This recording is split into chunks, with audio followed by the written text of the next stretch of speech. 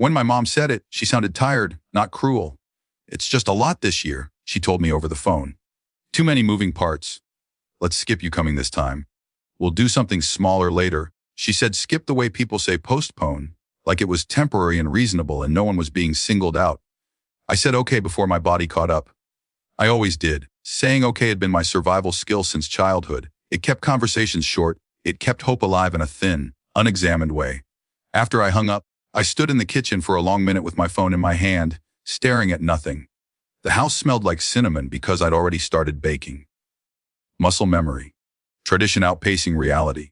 When I told the kids, I framed it carefully. Grandma's house is really busy this year, I said. So we're staying home. My youngest frowned.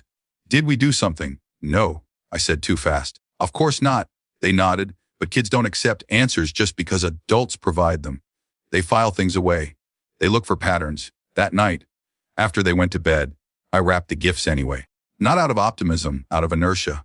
I lined them up by the tree, each tag written carefully, each choice made with the quiet hope that effort counted for something. 2 days later, I was scrolling without thinking when the video started playing. Facebook does that now. It doesn't ask. The camera panned across my parents' dining room table. The table that was supposedly too chaotic for us. It was packed, shoulder to shoulder. Laughter loud enough to distort the audio. I recognized faces immediately. My sister's ex, her ex, a man we'd all spent years tiptoeing around, carefully excluding for the sake of peace. The neighbors' teenagers, kids who used to shovel my parents' driveway for cash. Friends of friends, people I'd never seen at a holiday before. The camera landed briefly on my mom, glowing, glass of wine raised.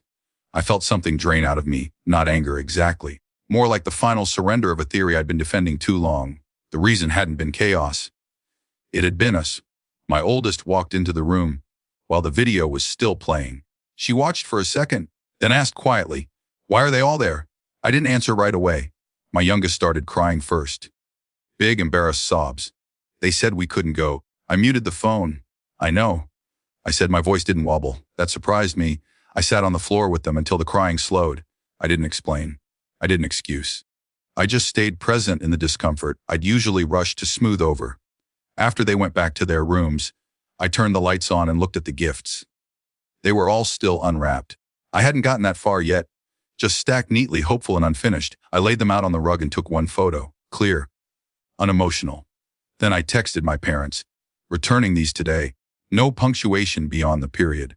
No explanation. I put my phone down and started loading boxes into the car. I was halfway through the returns when my phone started vibrating nonstop in my pocket. I didn't answer. I finished the transaction, thanked the cashier, and drove home. 40 minutes after I sent the text, my doorbell rang. Hard, repeated. I looked through the peephole and saw my dad. Red-faced, coat half zipped, hands already gesturing, as if I'd agreed to an argument I hadn't signed up for. I opened the door. "What the hell is wrong with you?" He shouted immediately. "You embarrassed your mother." "Over nothing." I didn't raise my voice. I didn't step back either. "You said it was too chaotic." I said it wasn't. "That's not."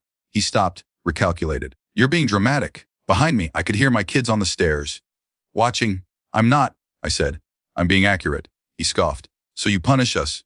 You drag the kids into it." I shook my head slowly. I didn't drag them into anything. They saw. He stepped closer, crowding the doorway. "You're overreacting." That was the moment something shifted, not emotionally, but procedurally. "Please lower your voice," I said, "or leave." He laughed once, sharp. "This is my family." "Yes," I said. "And this is my house." He didn't lower his voice. A neighbor's door opened down the hall. Someone cleared their throat loudly. The space changed. What had been a family confrontation now had witnesses. "I'm asking you to leave," I said again, evenly. When he didn't, I took out my phone, not to record, not to threaten. I simply dialed. He saw the screen and froze. "You wouldn't," he said, suddenly uncertain. "I will," I replied. That was enough. He stepped back, muttering, anger collapsing into something more brittle. He pointed at me once, like he might say something final and devastating, then seemed to realize he had nothing left that would land. He left without another word. The house was quiet after. Not peaceful. Just quiet. My kids came down slowly. "Is Grandpa mad?" My youngest asked. "Yes," I said. "Did we do something bad?" "No," I said again. This time it landed differently. He did. That night, we ate dinner on the living room floor. Frozen pizza. Paper plates. Not festive. Not tragic either. Later, we lit the tree anyway. sat with the lights on low. It wasn't the holiday I'd imagined. Something had collapsed. There was no denying that. But for the first time, I didn't feel smaller for naming it. The loss was real. So was the dignity. And my kids saw both.